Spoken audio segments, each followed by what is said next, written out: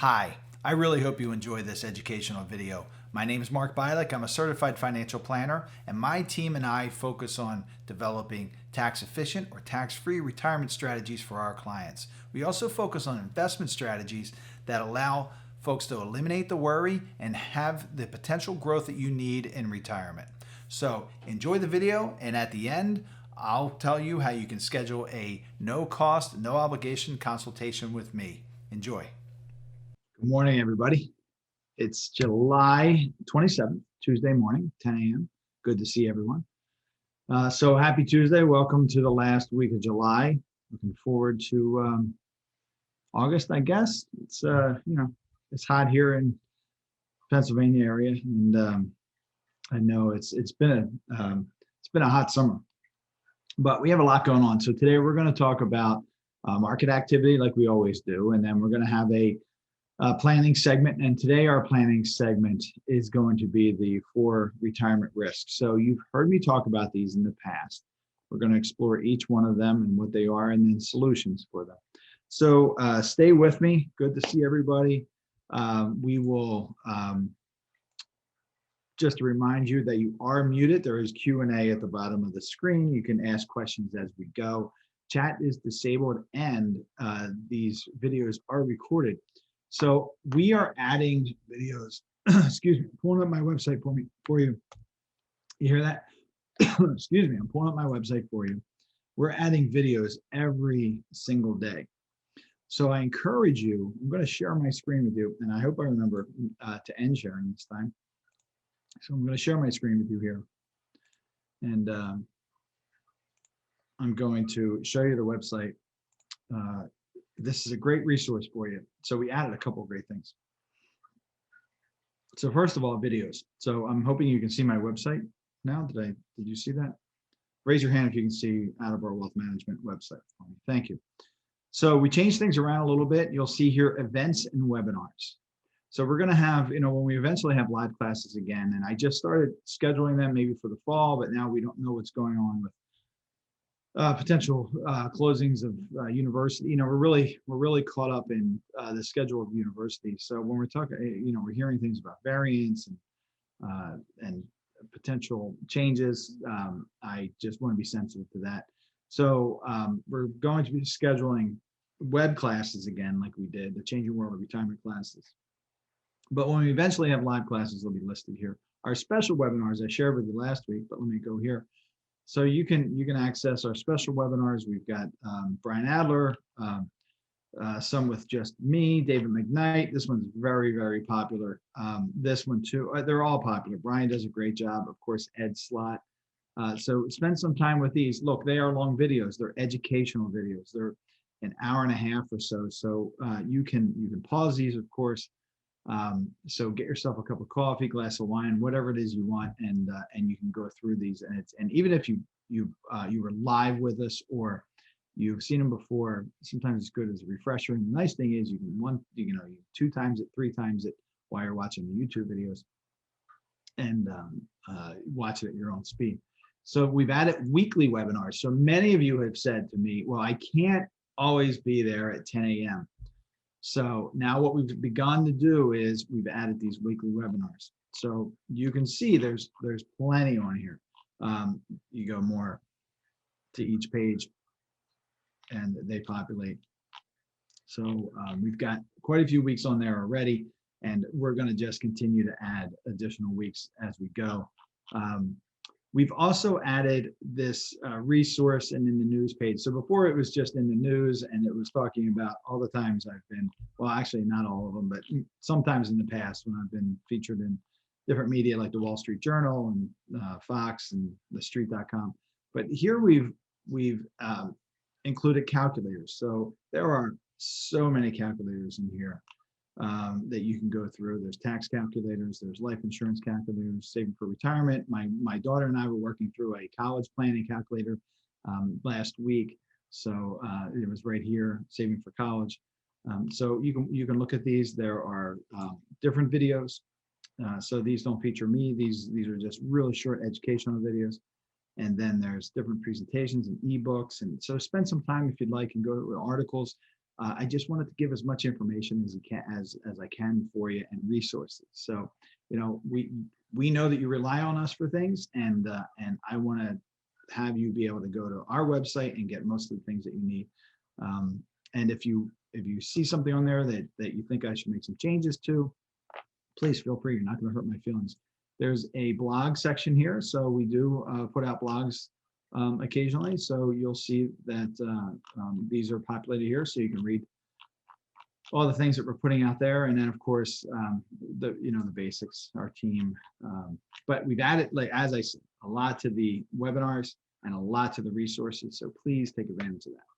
All right, let me stop sharing here, and we'll move on.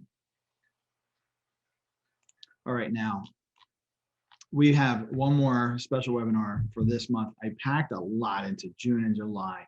We did 4 special webinars. The first was using annuities and retirement planning and Roth conversions. That's been popular as far as what I'm seeing people download that video or watching that video. So I hope that's helpful. Fiduciary systems for powers of attorney, trustees, and executors we had on June 30th. Last week, we talked about investment fundamentals. I hope you enjoyed that. And then tomorrow night at 6:30, we talk about the reality of the 4% rule. So that should be informative, educational, and I hope practical. So I really want you to come away with a practical idea of what is your withdrawal rate. With 4% rule, we're talking about the withdrawal rate. I think it's really dangerous when we just talk about, well, if I have $2 million and I withdraw 4%, then I'm going to be okay. I think that's a really dangerous situation. So you've got to understand what your withdrawal rate should be and how it changes throughout your lifetime. So we're going to spend a lot of time on that. So today we're going to review some of the market activity over the past week. I'm going to share with you some analyst reports, and then we're going to talk about the financial planning topic of today, which is the 4 retirement risks and solutions. And I have added the Ed Slot updates, and I really am getting great feedback from these. So I'm going to share the first one today, and it's again from Sarah Brenner. I think you're probably getting used to these names by now, but Sarah is part of Ed's team, and she does a great job. She's kind of my go-to person. So the question comes in to Sarah, and I'll just share with you again. These are usually accountants, attorneys, financial advisors who send in these questions. I have a client who died in 2021 before taking his 2021 required minimum distribution. He designated various charities as beneficiaries of his IRA. The IRA custodian, so that is the company that holds the IRA, like Fidelity, for example. The custodian is advising the executor of the estate to take the required minimum distribution. However, according to a previous post by Ed Slot, Revenue Ruling 2005-36 states in this scenario, the RMD is to be paid to the beneficiaries. So there's conflicting information from the custodian. This happens all the time. The custodians don't always get it right. So you just have to be aware of that. And it doesn't, they can give you bad information and then you're stuck kind of unraveling it. So the custodian is advising that the executor take the RMD. So if the executor takes the RMD, they're taking it on behalf of the estate and on behalf of the deceased. The Revenue Ruling 2005-36 says this: the RMD is to be paid to the beneficiaries. It goes a different route.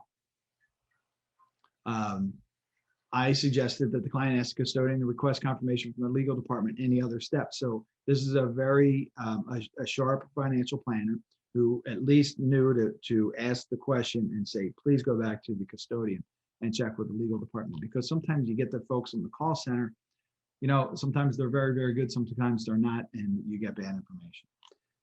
So Sarah writes back, you're right to question the IRA custodian on this. The rules are clear that when the IRA owner dies without taking the required minimum distribution for the year of death, it must still be taken.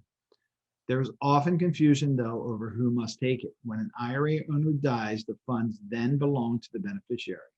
So it is the beneficiary who must take the year of death RMD if the IRA owner dies prior to taking it. This was confirmed, as the person who wrote the letter said, by the IRS in Revenue Ruling 2005-36. You may want to share this guidance with the IRA custodian as support for your position. So that's a great, that's what I really like about the Slot Group. They not only say this is what we think, they back it up with revenue rulings, case law, IRS guidelines, whatever it may be.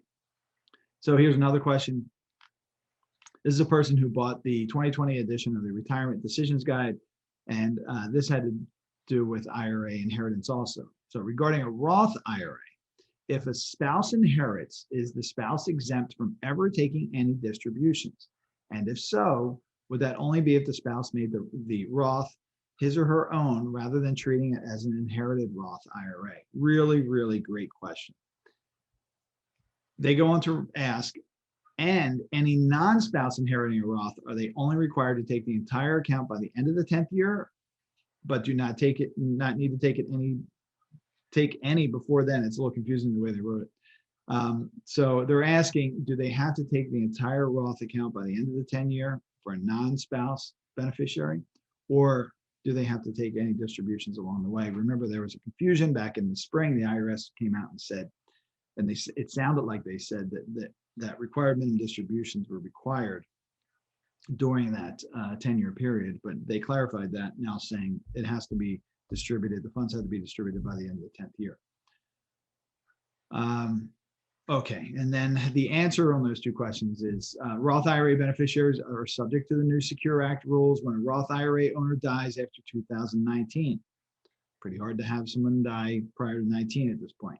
A spouse beneficiary can do a spousal rollover to his or her own Roth IRA, or he or she can keep the Roth IRA as an inherited IRA. Remember, you have a choice.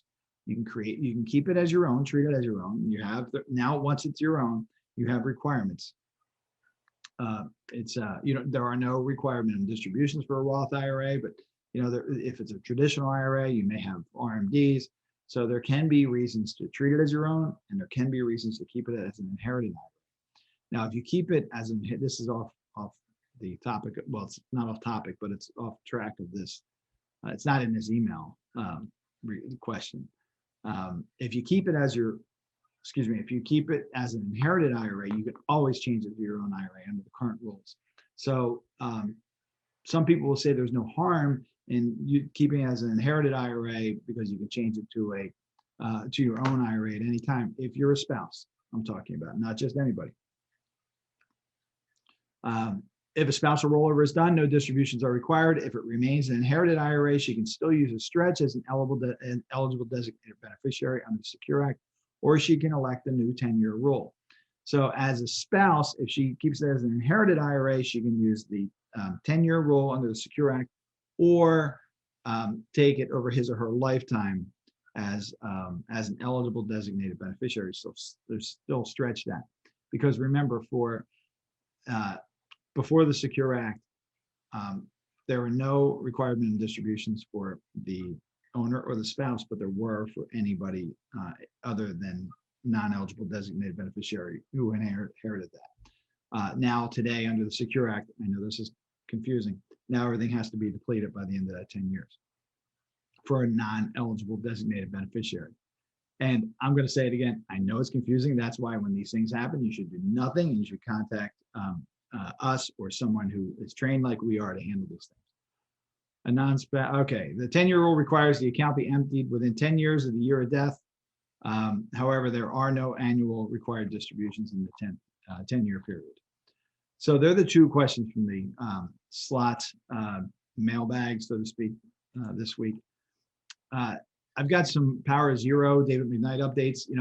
I share with you that I listen to David's podcast most weeks, and if not, I catch up as I did yesterday. I listened to a couple weeks worth.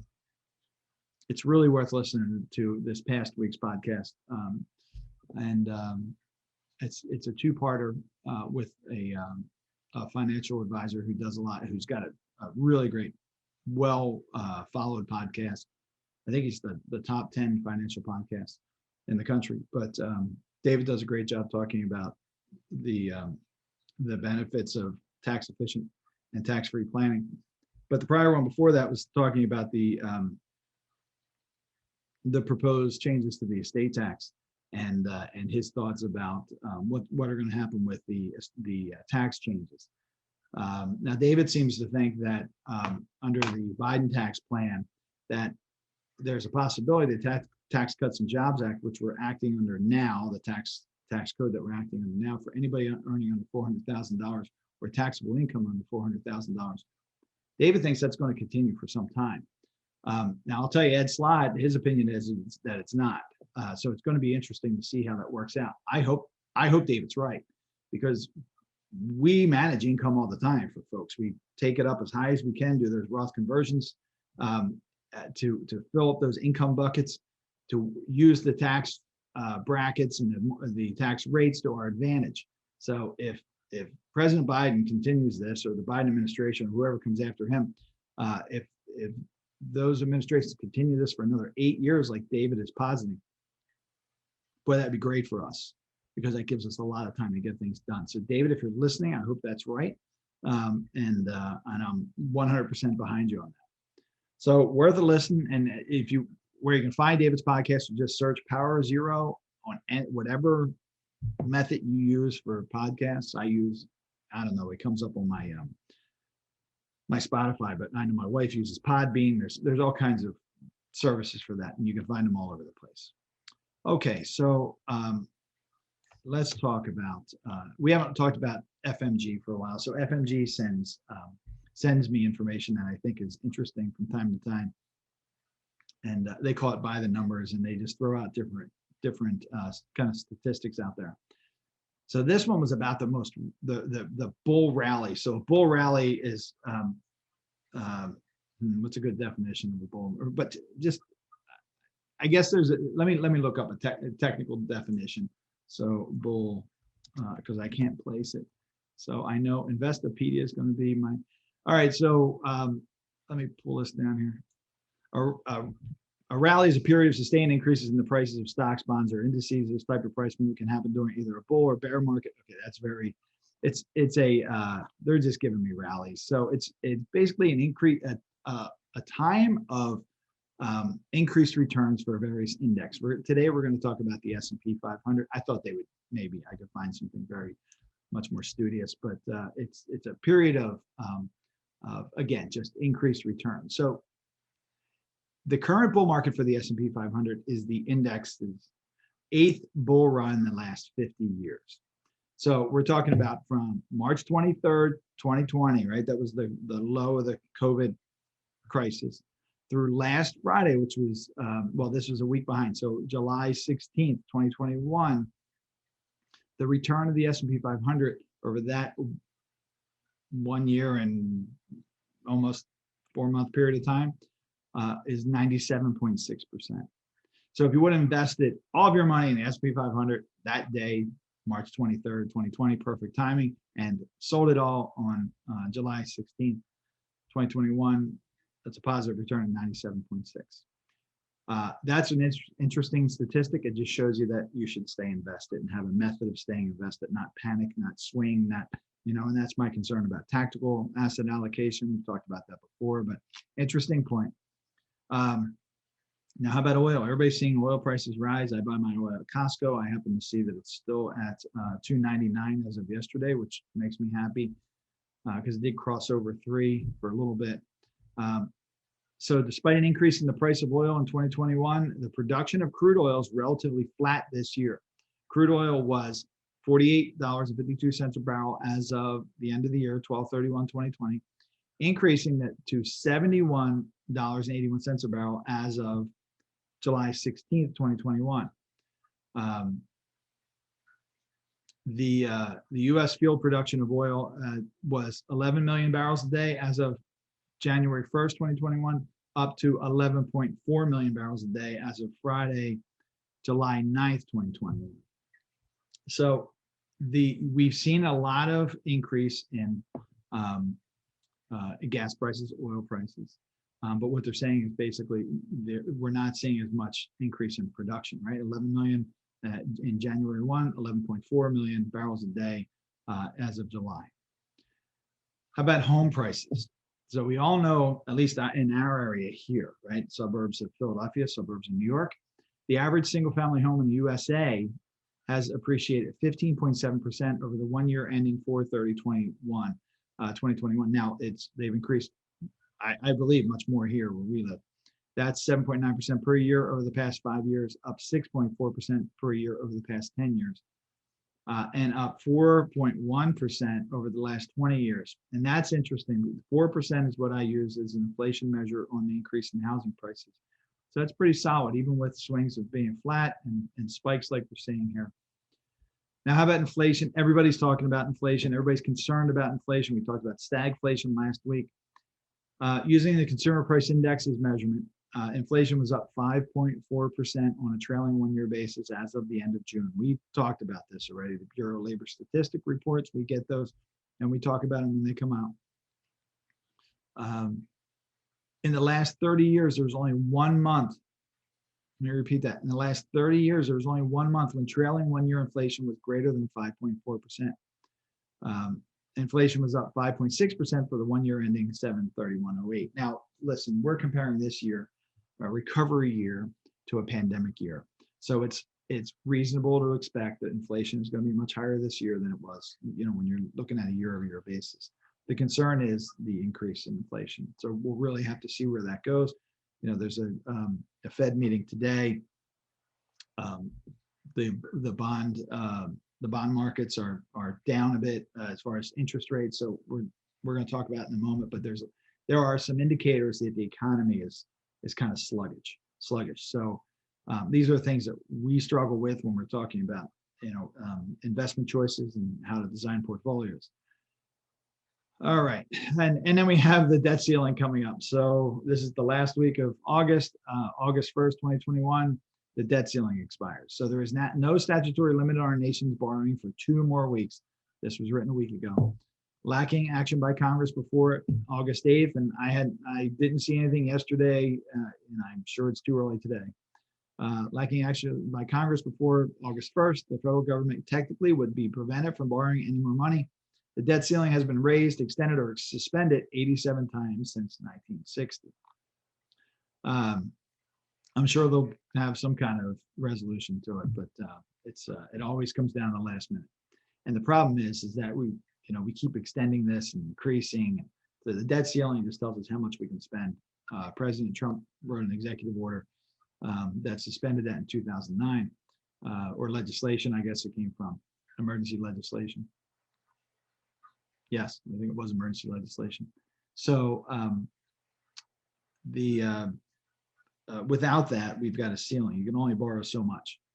Now, every year we need to go through that, and that's a problem too, as far as how we're going to pay for that in the future. But office space: 73% of Fortune 500 CEOs surveyed in May say their firms will need less office space in the future than required in 2019 before the pandemic occurred. That's kind of, duh, of course, but that's a big number, 73%. I've been seeing, like JP Morgan, they want people to come back. I see other banks, they want people with big amounts of real estate want people back in the office. So 73%, that surprised me. And Montana has, you may have heard this already, the state of Montana has been paying $1,200 return to work bonus since May to jobless individuals who are receiving unemployment benefits and then went back to work for at least 4 weeks. That's great. We got to get people back to work, and it's certainly every industry I've talked to. We were at a car dealership yesterday picking up my wife's new car. Unfortunately, we had to buy a new car for my wife this year. Fortunately or unfortunately, depending on how you look at it, I say unfortunately because while it's fun to have a new car, and now we got a car, we've got to pay for. But hers is 11 years old, and it's had its time. So anyway, they're saying how they can't get people in the body shops and the detail shops. They were working with a very low crew yesterday, so they're having a hard time getting people back to work. All right, let's look at our Invesco market returns for the week ending July 23rd. So the Dow Jones Industrial Average and the S&P 500 and most of the indices were up, if only slightly. The Dow Jones was up 1.12%. The NASDAQ was up almost 2%. We're still really strong year-to-date numbers: 15.72 for the Dow, 18.4 for the NASDAQ, for the S&P 500. The NASDAQ is up 15. Even the fixed income markets were up slightly. Yes, all of them last week, except one. But year-to-date, the Barclays Aggregate Bond Index, which is probably the highest used or most active index, is still down just about 1%, 0.75%. Interest rates dropped a little bit last week, went from 1.29 for the 10-year US Treasury to 1.28. You know, the bond markets are very concerning right now. As I said, I'm not nearly as worried about the stock markets. The bond markets concern me because that is an indicator of economic growth. So BlackRock's talking about that. They really don't know what to do at this point. BlackRock writes, we continue to see temporary risk off episodes in light summer trading, and would view them as opportunities to readjust portfolios to pro-risk stance. So they're saying while people are going into cash and cash-like holdings off risk, they would be loading up into risk-like positions. They see the European Central Bank, they delivered a dovish tilt in its guidance on interest rates. So basically the ECB is saying that they expect the interest rates to remain low. And they're also talking about an increase in asset purchases. So much like we do in the US here, where we issue bonds and then buy them, that's what the ECB is talking about. And we already talked about the Fed meeting. We'll see what they say. Riverfront is saying the same things about bond markets. There's a couple of things when interest rates are dropping or staying low. Is we're concerned about the economy, but we're also concerned about retirees earning income. You can't put money into a 10-year Treasury and earn 1.2% and expect to live off of it. And many things are derived from that: CDs, money markets, even annuities. Annuities are priced using interest rates, so makes things more challenging. Riverfront is saying the bond market is saying they are more concerned about growth than they are inflation at this point, and they say the bond market is telling us there are some issues out there, and the expectation for growth is slowing. So again, we always want to be defensively optimistic. The answer to many of your investment woes are asset allocation, principal protection, and account segmentation. You've heard me say it gives you the ability to build your portfolio on a strong foundation that can handle some swings and dips and still capture some upside appreciation. We're going to talk about risk, but part of principal protection can also be guaranteed income. And using those tools together, I just found over the years really helps mitigate these issues. You have to build it before there are issues for you. I know I've shared this with you before, but well, I guess she's been a client now for a while, but I remember her saying, how do you make adjustments based on market activity? And the answer is you don't.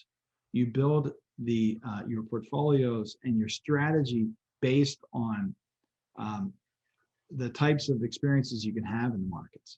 So you want to be able to have your foundation again, where it's not going to crumble for what you need, certainly in the short and midterm. And you also need to have growth components in there. So you can't swing the pendulum one way or the other. And that's kind of where the art is in the balance and how to manage that. And it is not a set it and forget it. By building the foundation, I don't mean set it and forget it. It is just like your home. You have to constantly maintain it. If you just build a strong house, a beautiful house on a strong foundation and walk away, in 50 years or 20 years, it's going to be a mess. It's going to be crumbling. It's going to be covered with weeds. The nature is going to take over and just envelop that house. You have to constantly maintain it, just like you have to constantly maintain your financial plan and your investment portfolio. Okay, so moving on to planning. We're going to talk about the 4 retirement risks. Let me just see if there's any questions before I move on. And there is a question, and I've not lost anybody. And in fact, Dr. Paul, Walter, are you a doctor yet? You can answer. Walter asks, it occurs to, what is a bull market rally? Well, this is going to be a good definition, I'm sure. It occurs when there's a sustained escalation in stock prices and investors believe that the trend will continue for an extended period of time. Very good. Thank you, Walter. That's the kind of definition I was looking for. Well, I know so Walter wrote back physics PhD since 1987, but I thought you were working on a PhD in finance. So maybe I misunderstood you. So let me clear these. Thank you, Walter. And Walter has been joining us for, it seems like the whole year and a half, just about, that we've been doing this. So I appreciate that. All right, let me share my whiteboard here.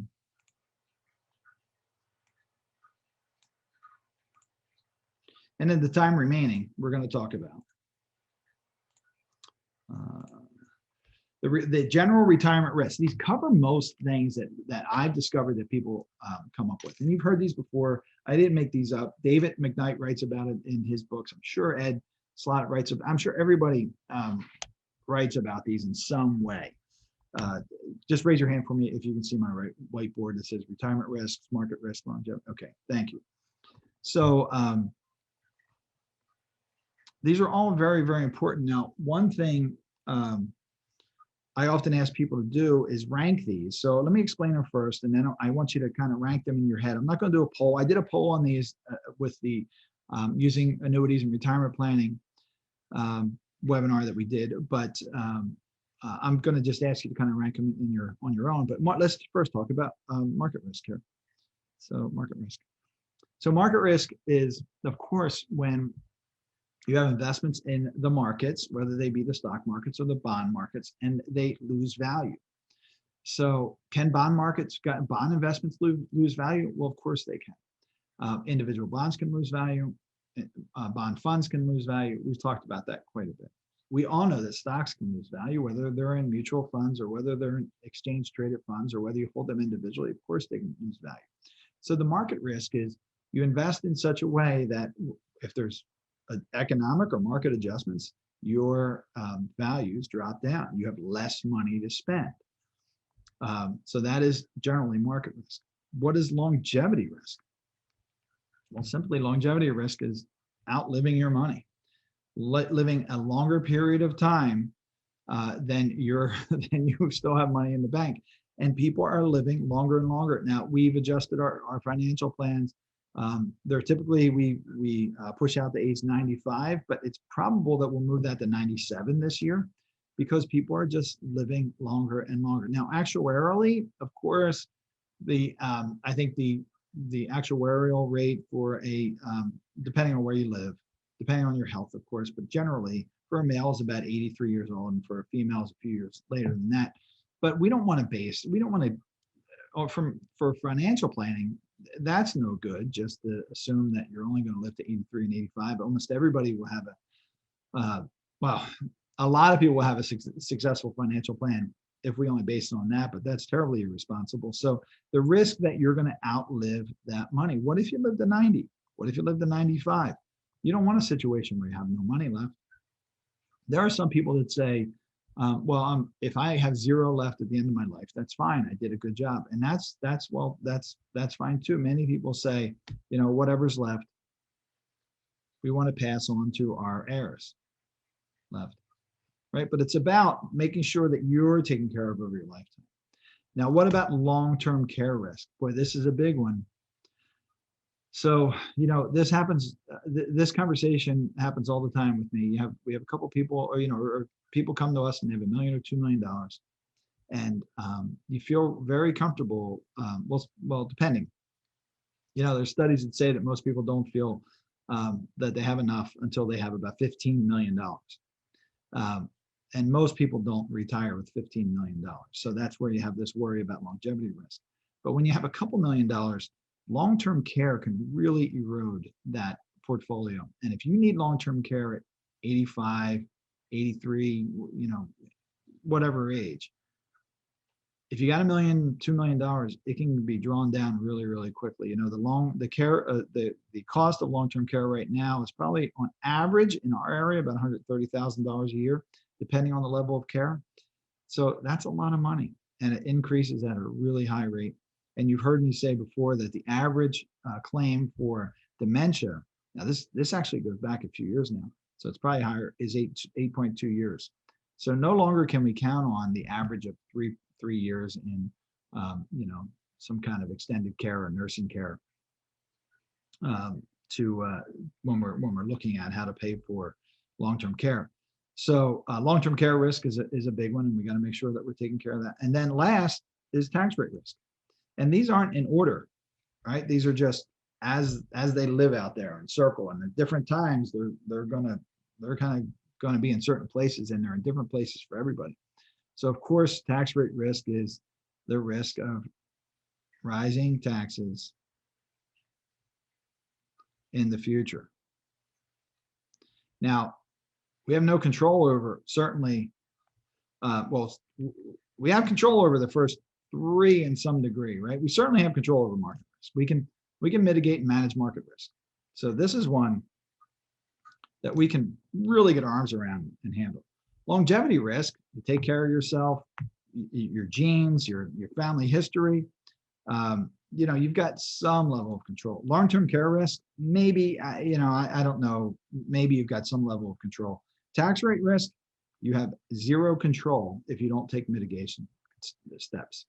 Because who's in charge of your tax rates? Congress, and by direction, the IRS, right? So that's in red for a reason. It should be. So if taxes are going to be higher in the future, which we all on this call, I believe they are going to be, then and I don't know how they can't be in the next 10 years, because remember, we're projecting that in the next 10 years, your average middle class taxpayer will be in about the 40 to 45% effective tax rate. So could that be longer than 10 years? Sure, but that's our analysis. So you've got these 4 risks. So just for yourself, just take a moment and rank them. So is it like if it might be that market risk is your number 1 risk right now. That happens with some folks. It could be that longevity risk is number 2, market risk or tax rate risk is number 3, and long-term care risk is number 4. And that's, again, that's just an example. Everybody has their reasons for it. So just pause for a moment and kind of rank that for yourself. And there's a couple questions. So as you're doing that, I'll look for my questions. Gerard asks, do you think that Roth conversions amounts may be legislated in the next, do you think that Roth conversion amounts may be legislated within the next 4 years of favorable taxes? I'm not sure if I understand that question, Gerard. Do I think that Roth conversions amounts may be legislated in within the next 4 years? I think, well, if you're saying that are actuaries or some kind of economists doing work to figure out how much money is coming in historically from taxes, and they're building that into the equations of how they should increase taxes and what they're looking, I think they're looking at everything. So the reason I think what you're saying, historically, people do a certain amount of Roth conversions. That's probably increased over the past few years, because I can just tell you that since 2011, when I got into this game, I've seen it just many, many times more activity in it, just by people who come to me for Roth conversions for a tax efficient plan, and CPAs who are more accepting of it, attorneys who are more accepting of it, and individuals who are more accepting of it. So I certainly expect that that's increased, and that means more tax revenues to the IRS and to the government, and they like that. So they're going to be optimistic. And in fact, I don't even think they look at flat lines. Just knowing the small experience I have in government with the school board, they always assume that the good is going to continue forever and the bad is never going to happen. So I think that if there's a trend line of, let's just say, increasing Roth conversions, therefore increased tax receipts 10% a year, just as an example, I think they're going to run that trend line up and think that it's going to continue. I hope that answers your question.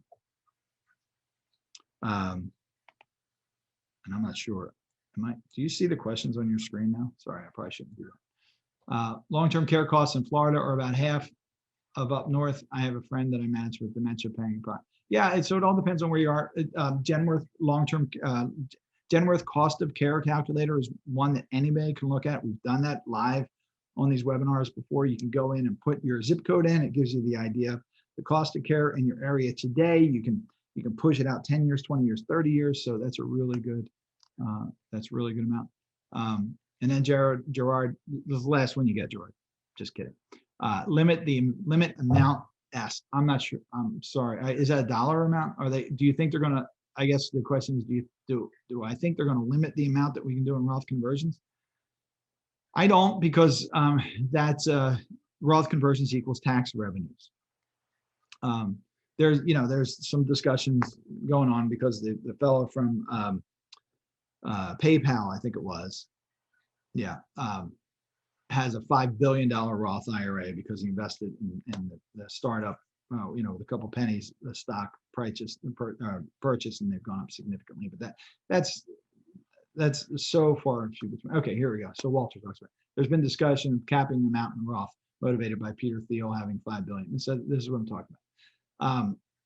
I don't think, if it would have to, it's going to be if there is any discussion on caps, it's going to be such a large number that it's not going to affect the majority of us right now.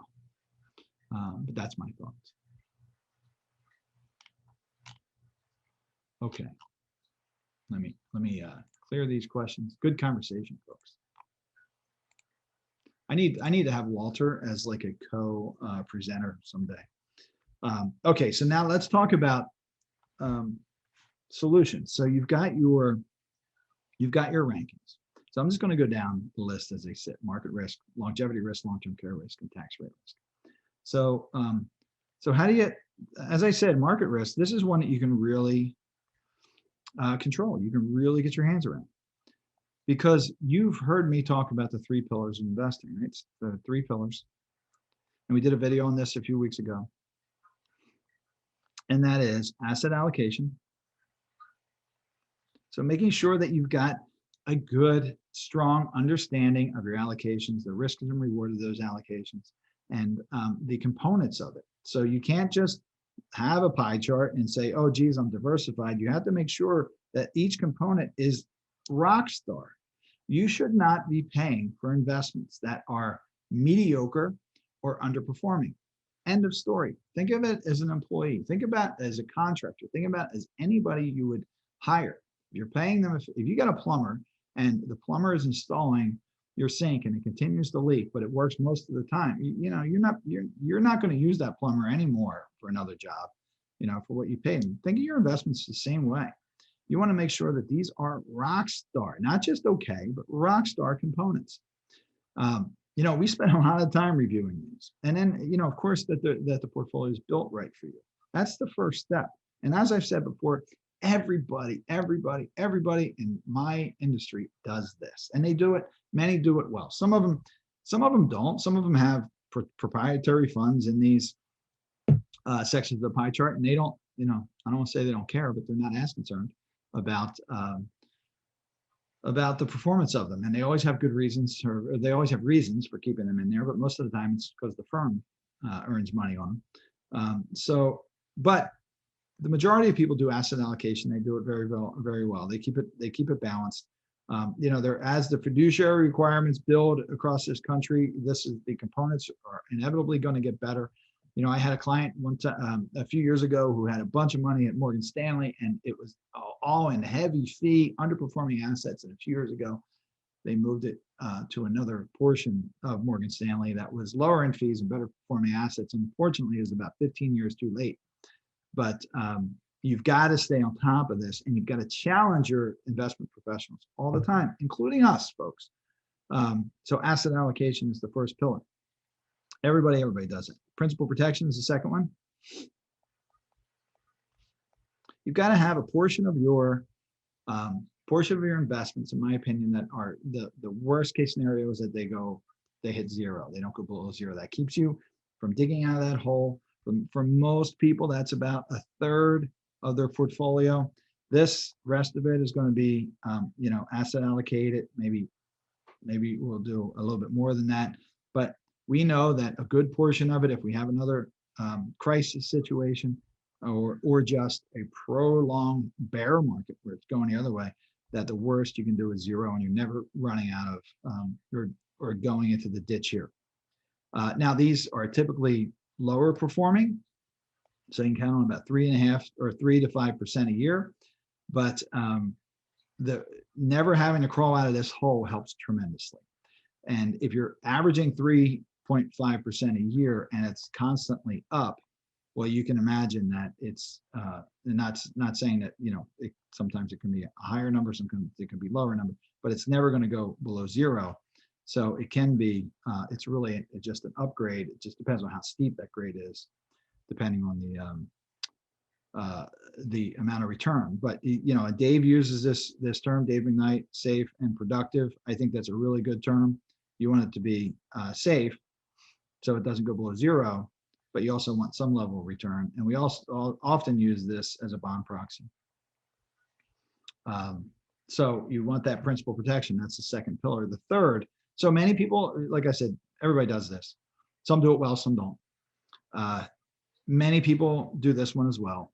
So many independent financial planners will also use principal protection in some form, structured CDs, fixed index annuities, something like that. The third is what I call account segmentation. Some people call it bucketing. I've told you, very few people do this.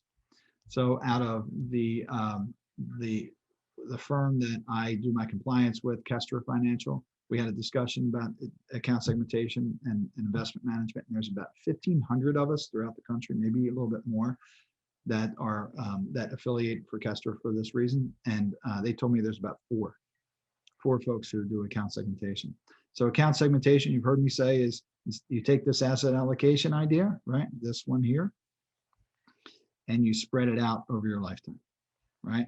So you've heard me talk about this before. You go from retire to when you're no longer here, and you set up timelines, and you set up individual specialized portfolios for each one of your timelines.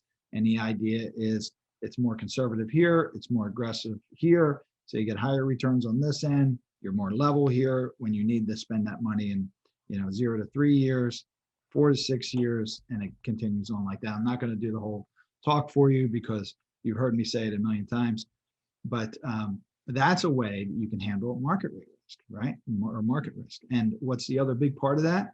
I don't know what's happening here. Review and adjust all the time, all the time. You have to stay on top of it. And you have to make changes as needed. Now, what's our second one? So our second one is longevity risk. Well, how do you handle longevity risk? So 2, longevity risk. So what's the solution for longevity risk?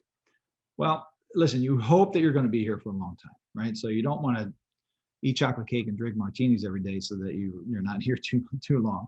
So I would say it goes back to certainly the 3 pillars. You want to manage that market risk to be able to handle the longevity risk. They're together because you want to make sure that your money continues. And then you also need some form, for most people, of guaranteed income. So that Social Security is certainly guaranteed income, pension, or annuities. Now, if you're in the $15 million range, you may not need a guaranteed income stream, but you may want it. You may want the option for it. You may want the leverage it provides for other things.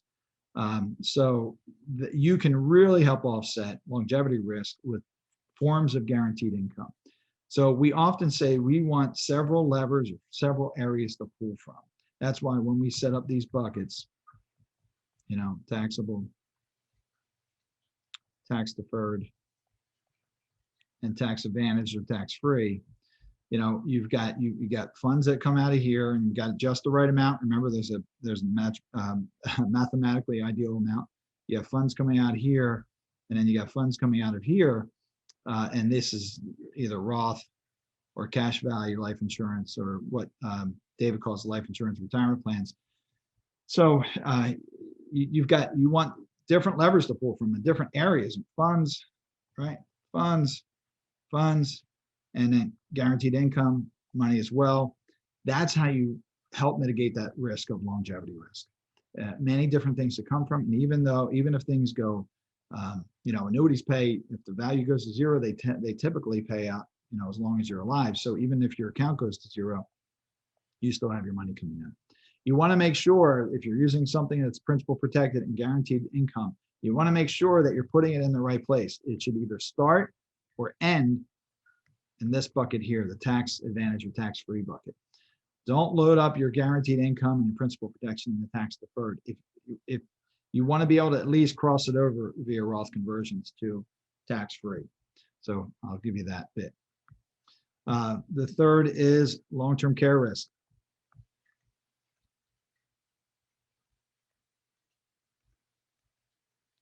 Now, you can, one, self-fund, or two, share the risk. So if you self-fund, you simply say, okay, worst case scenario, I'm going to spend $130,000 a year. Just use that number as an example. I want to make sure there's 10 years of money in there. We're going to have to increase it every year for inflation. So we may end up saying, you know, we need $2 million in a reserve fund just for long-term care. That may be one way to do it. And that may or may not be enough. Don't know. The other thing is you share the risk. You either buy traditional long-term care insurance,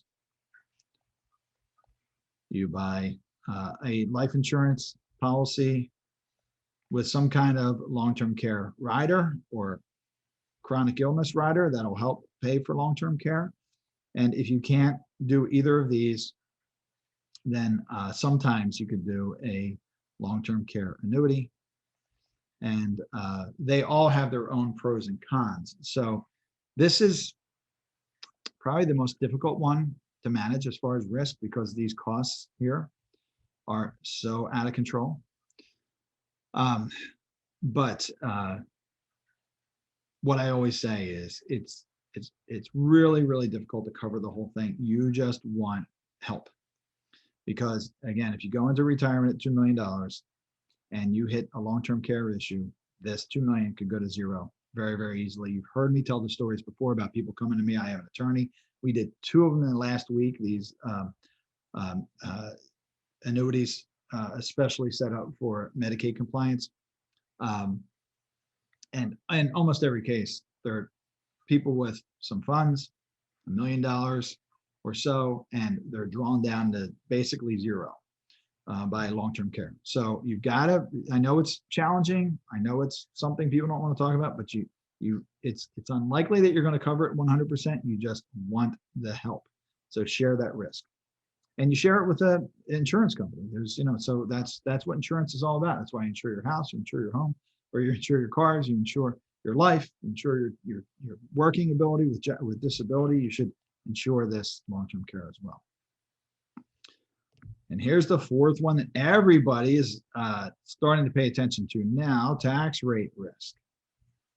Well, we can manage this one too, can't we?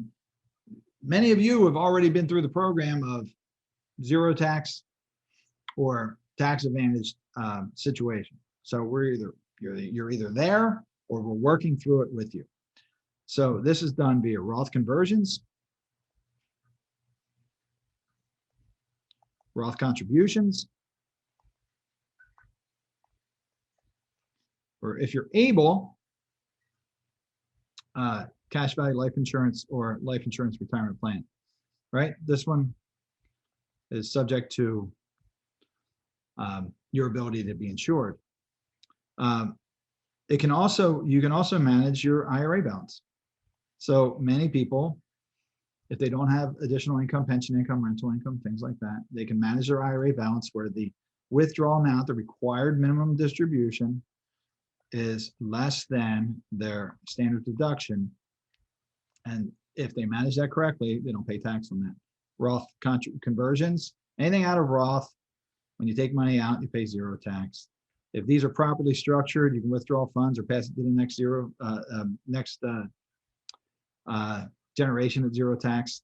So that's, you know, that's how you get your arms around that tax rate risk. So they're the big ones, and you can see that some of them we can control, some of them we can't, but we can help mitigate all of them.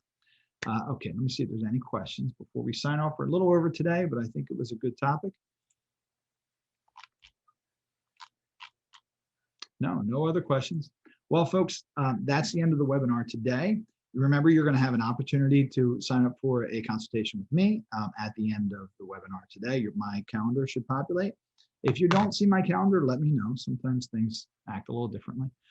Tomorrow night, we have our special webinar, 6:30 on tomorrow night, Wednesday. And we're going to talk about the 4% rule.